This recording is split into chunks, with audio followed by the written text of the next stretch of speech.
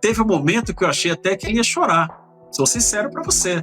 Então, ele está levando do Brasil a imagem real do que é o nosso sistema atualmente, que o Supremo Tribunal Federal é um tribunal abusador, e eu disse isso para ele frente a frente, a menos de 50 centímetros. O presidente Trump sancionou o procurador lá de Haia. Eu espero para muito breve sanção para Alexandre de Moraes por merecida, e não só ele, aqueles que estão referendando as suas decisões arbitrárias contra a liberdade em nosso país. Fala pessoal, sejam bem-vindos! Começando mais um vídeo recheado de informações importantíssimas. Mas antes, inscreva-se agora mesmo no canal, deixe o seu like e compartilhe esse vídeo com o máximo de pessoas. Assim você vai estar me ajudando demais. Giro na tela e notícias a seguir.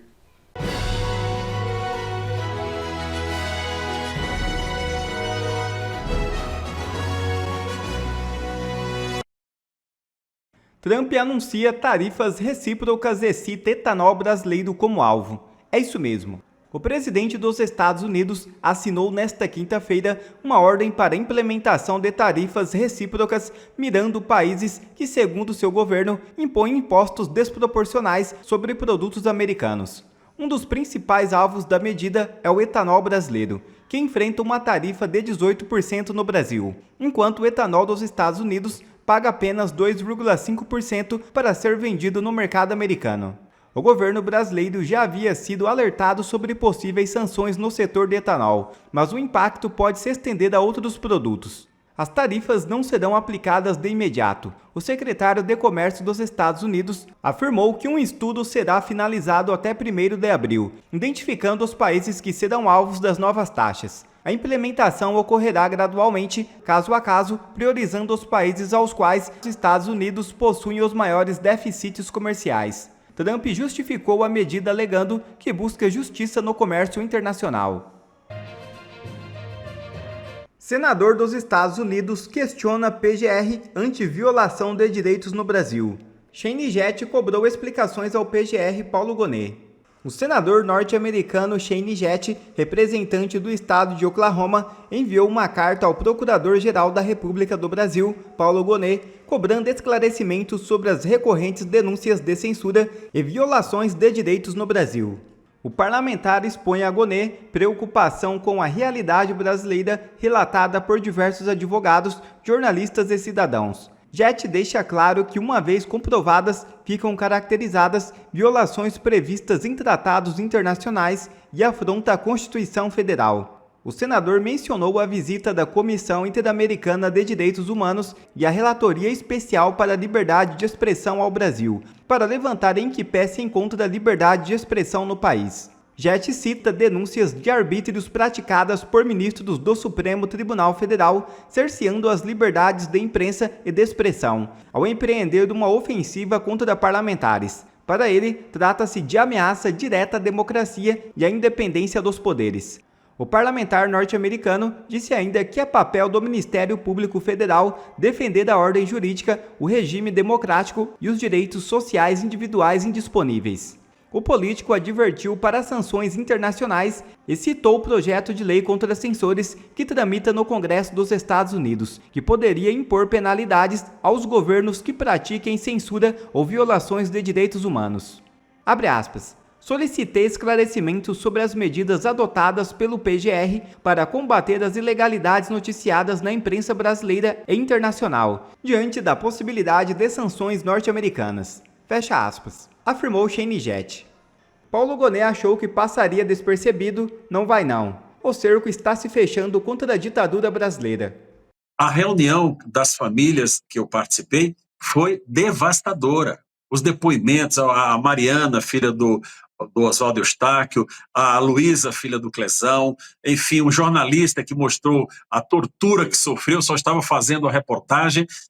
Teve um momento que eu achei até que ele ia chorar, sou sincero para você. Então, ele está levando do Brasil a imagem real do que é o nosso sistema atualmente, que o Supremo Tribunal Federal é um tribunal abusador, e eu disse isso para ele frente a frente, a menos de 50 centímetros. não é? De que o Supremo Federal é um tribunal abusador e que nós temos um sicário chamado Alexandre de Moraes e que nós somos a resistência. Então, essa percepção ele levará com certeza absoluta. Se ele fizer um relatório de forma diferente, vai me causar surpresa. Alguns estão dizendo, olha, isso daí não dá muito. Eu creio que nós teremos um momento de vitória muito em breve. Da mesma forma que o presidente Trump sancionou o procurador lá de Haia, eu espero para muito breve sanção para Alexandre de Moraes por merecida e não só ele, aqueles que estão referendando as suas decisões arbitrárias contra a liberdade em nosso país, contra a liberdade de expressão e contra a nossa democracia, a despeito de propagarem que estão defendendo a democracia. Então, eu sou uma pessoa que tenho...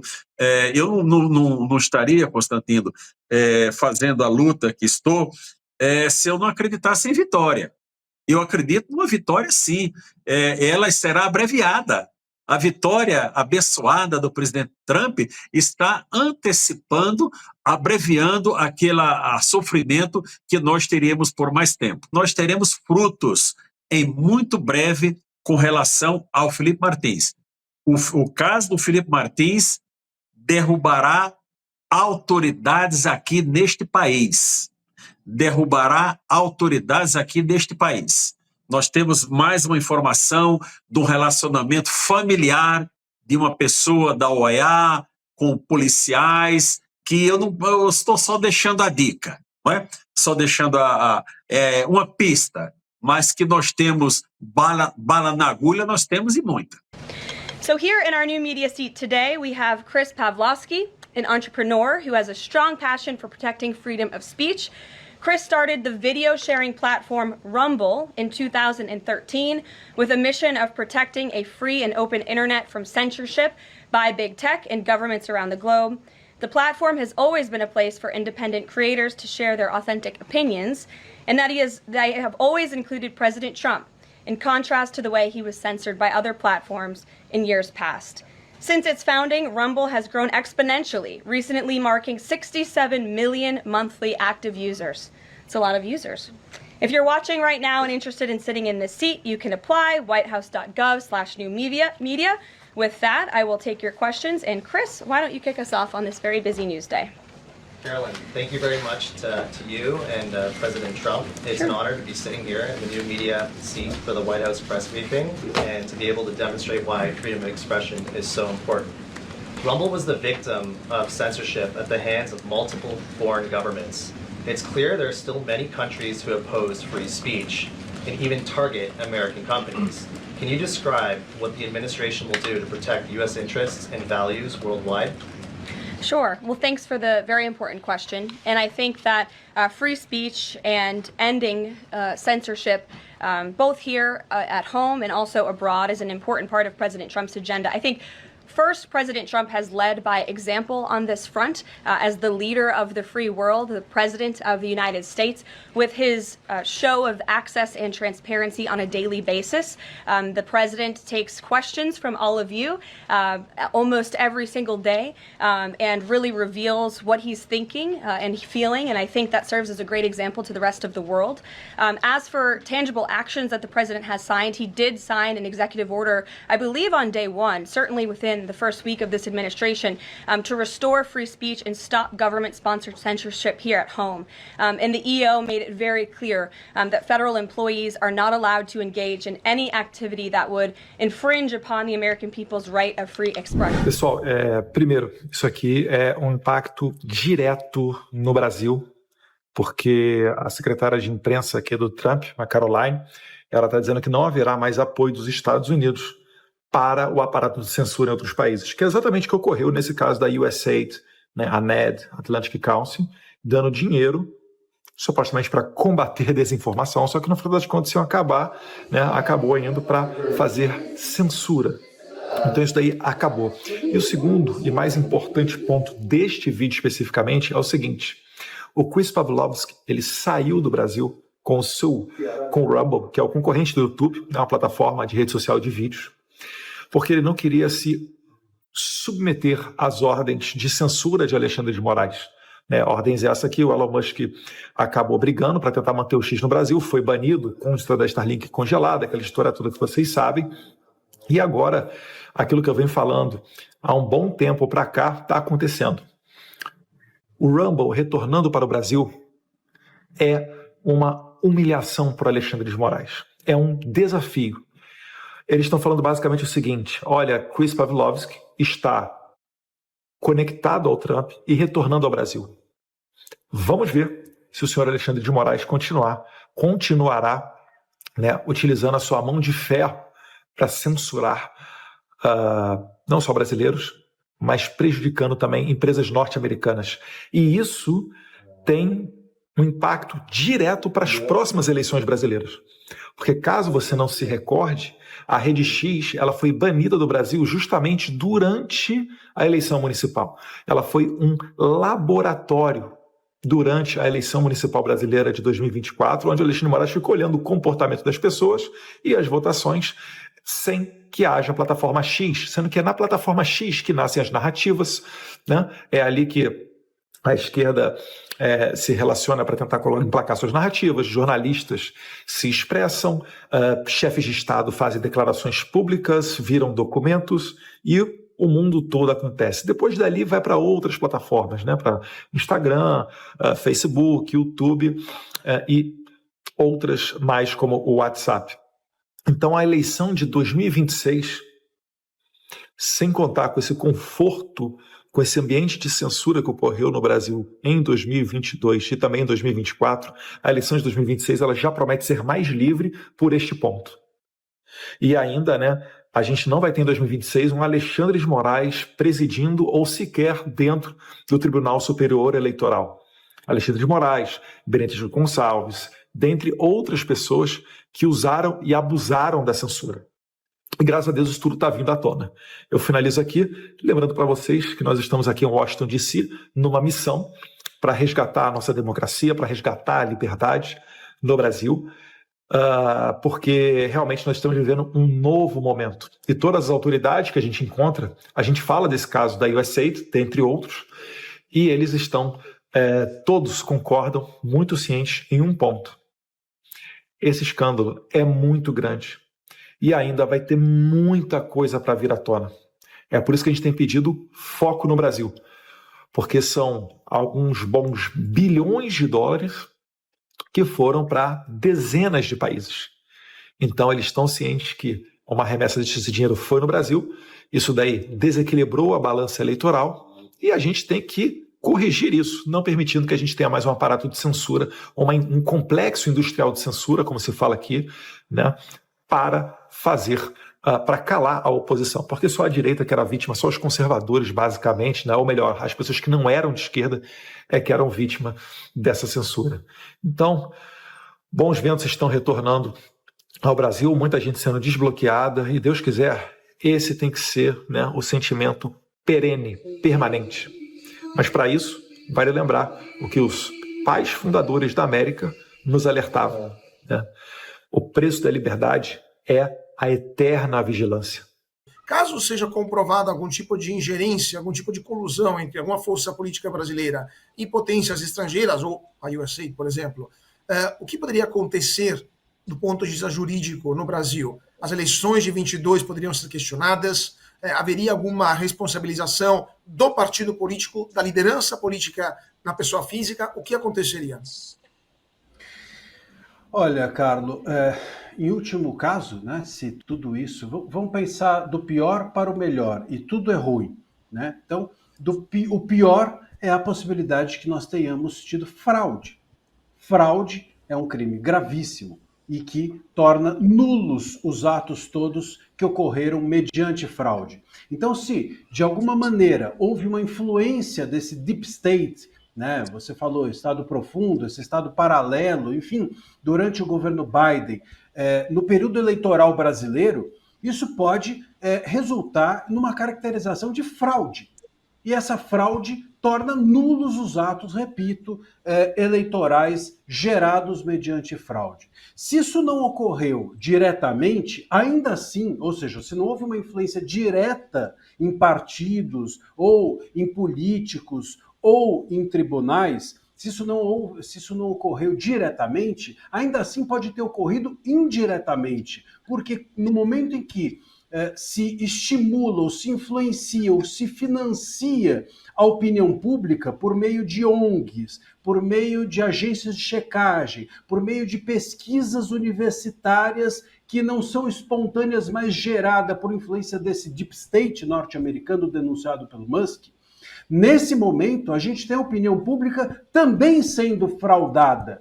E a opinião pública fraudada influencia tribunais que geraram decisões a partir dessa opinião pública.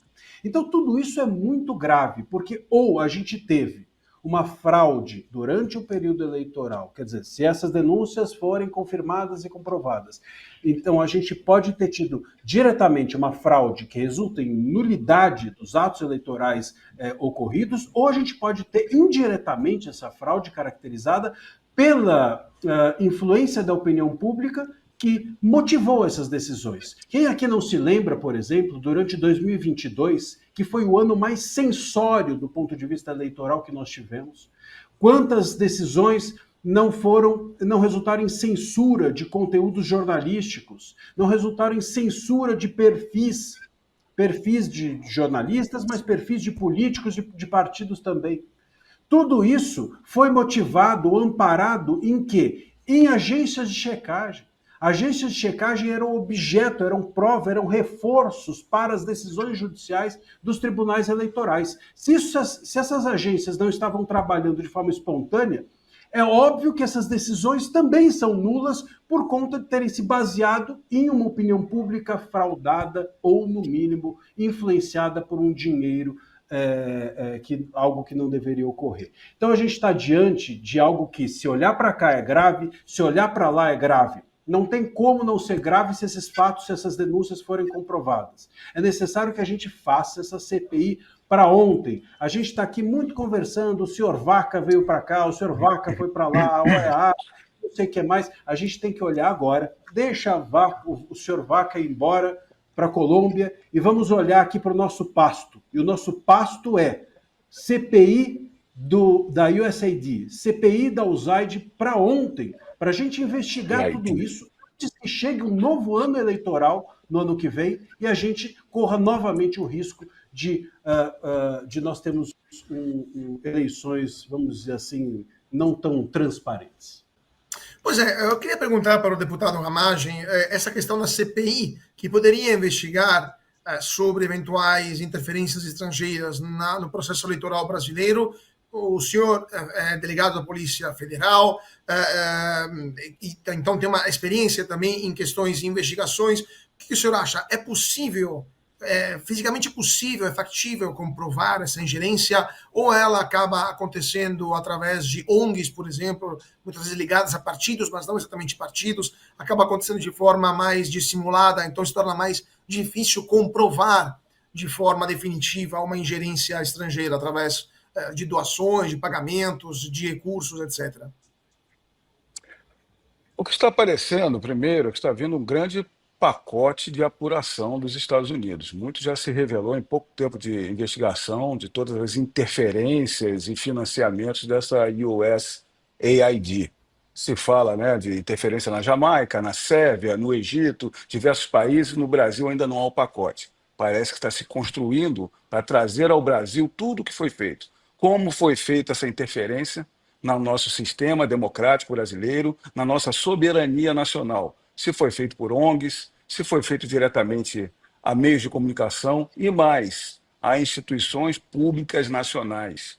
São condutas que devem comprovar, demonstrar ou dar um fio de apuração para que a CPMI ou a CPI possa andar. A CPI já tem as suas assinaturas e falta o componente político de algo grave que já está aparecendo, mas não ainda contundente para demonstrar o que efetivamente aconteceu. Então, se derem os pontos, valores, onde foi que entrou aqui a forma de interferência e do próprio TSE, que é o grande garantidor por lei da isonomia do processo democrático, e a gente sabe que não foi assim que aconteceu. Houve uma seletiva censura, houve imparcialidade para tudo quanto é lado. O candidato presidente Bolsonaro, em reeleição, teve tolhida várias partes de liberdade de expressão e vários órgãos parlamentares e pessoas em rede social. Então tem muito para se destrinchar aí. O que está aparecendo, essa declaração do Elon Musk é enfática, contundente, demonstra uma certeza do que ele está falando, e então o que a gente espera é que venha em breve alguns indícios e pontos para a demonstração, não apenas pelo Congresso Nacional, mas o que se verifica já em âmbito eleitoral é uma grande conduta vedada, mas muito mais do que isso, fraudes, como foi colocado, e responsabilidade a ser apurada. Quer ver mais conteúdos como esse? Então inscreva-se agora mesmo no canal e ative o sininho das notificações. Assim você não perde mais nenhum conteúdo que é postado aqui no canal. E também já deixe o seu like para o YouTube ajudar a divulgar o nosso trabalho. Fico por aqui e que Deus abençoe a todos. Brasil acima de tudo e Deus acima de todos.